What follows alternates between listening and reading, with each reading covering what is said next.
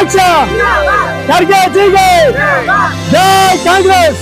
ನಾನು doctor Vinod Jones ಅಂತ ಕರ್ನಾಟಕ ಪ್ರದೇಶ Congress ಕಮಿಟಿಯ human rights ಉಪಾಧ್ಯಕ್ಷರಾಗಿರ್ತೀವಿ.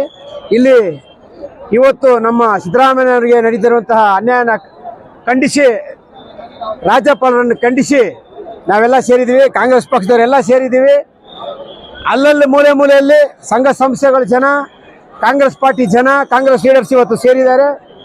ಇವತ್ತು ರಾಜ್ಯಪಾಲರ ನಡಿಗೆ ಏನಿದೆ ನಾವು ಅದನ್ನು ಖಂಡಿಸ್ತೀವಿ.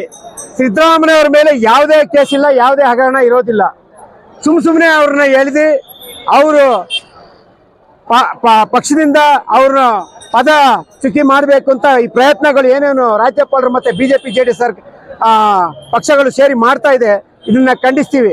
ನಿಮಗೆ ಸಹಿಸ್ಕೊಳ್ಳೋಕ್ಕಾಗಲಿ. ನೋಡಿ, ನೀವು 4 ವರ್ಷ ನೀವು ಪಕ್ಷದಲ್ಲಿದ್ರಿ, ಯಾರು JDS ಮತ್ತು BJP, ನಿಮ್ಮ ಕೈಲಿ ಏನೂ ಮಾಡೋಕ್ಕಾಗಲಿಲ್ಲ. ಇವತ್ತು ಜನ ನಮಗೆ ಮನ್ನಣೆ ಕೊಟ್ಟಿದ್ದಾರೆ. 136 ಸೀಟ್ಗಳು ನಮಗೆ ಕೊಟ್ಟಿದ್ದಾರೆ. ಕಾಂಗ್ರೆಸ್ ಪಕ್ಷ ಸರ್ಕಾರನ 5 ಗ್ಯಾರಂಟಿ ಸಮೇತ ಸಿದ್ದರಾಮಯ್ಯ ಅವರು ಮತ್ತು DK ಶಿವಕುಮಾರ್ ಅವರ ನೇತೃತ್ವದಲ್ಲಿ ಇವತ್ತು ಸರ್ಕಾರ ಮತ್ತು ರಾಜ್ಯದ ಜನ ಸುಖವಾಗಿದ್ದಾರೆ.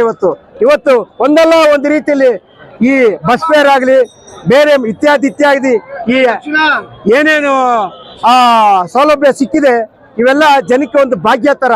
ಈ ಏನೇನು ಈ ಭಾಗ್ಯಗಳನ್ನ ಇವ್ರ ಕೈಯಲ್ಲಿ ಸಹಿಸ್ಕೊಳ್ಳೋಕ್ಕಾಗ್ದಿರೆ ನಮ್ಮ CMನ ಪದಚ್ಯುತಿ ಮಾಡಬೇಕು ಅಂತ ಇವೆಲ್ಲ ಮಾಡ್ತಾ ಇದ್ದಾರೆ. ಇದು ನಿಜವಾಗ್ಲೂ ಖಂಡನೀಯತಕ್ಕದ್ದು. ಆಮೇಲೆ ರಾಜ್ಯಪಾಲರ ನಡಿಗೆ ತಾರತಮ್ಯವನ್ನು ಸೂಚಿಸುತ್ತೆ.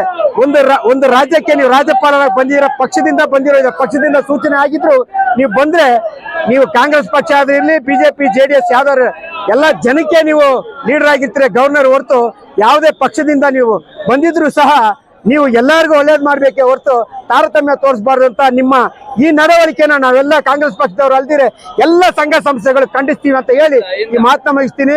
ಇಲ್ಲಿ ಸೇರುವಂತ ಎಲ್ಲ ಅಹಿಂದ ಕಾರ್ಯಕರ್ತರು, ವಿವಿಧ ಸಂಘಟನೆ ಸಂಸ್ಥೆಗಳು ಎಲ್ಲರಿಗೂ ನಾನು ಸೋಷಿಯಲ್ ಮೀಡಿಯಾದಲ್ಲಿ ಬಂದಿರೋ ಎಲ್ಲ ಮೀಡಿಯಾ ಜನಕ್ಕೆ, ಶೋಷಿತ ವರ್ಗಗಳು ಯಾರ್ಯಾರು ಬಂದಿದ್ದಾರೆ ಎಲ್ಲರ ಮೂಲಕ ನಾನು ಖಂಡಿಸ್ತೀನಿ. ಜೈ ಹಿಂದ್, ಜೈ ಕರ್ನಾಟಕ ಮಾತೆ.